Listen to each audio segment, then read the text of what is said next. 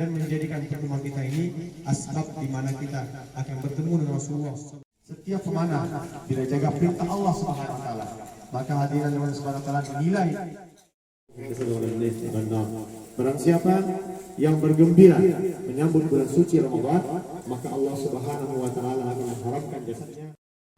Sebagai Komisi 5 di Pordasi Provinsi, maka saya sampaikan yang menjadi ranah dalam kepengurusan dari Allah Subhanahu wa taala kemudahan dan kelancaran acara ini kepada Mazidah ya Rabbana lakal hamdu kama yanbaghi li jalali wajhikal karim.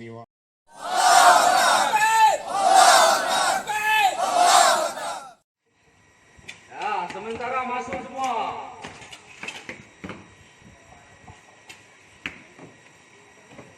Allah Akbar.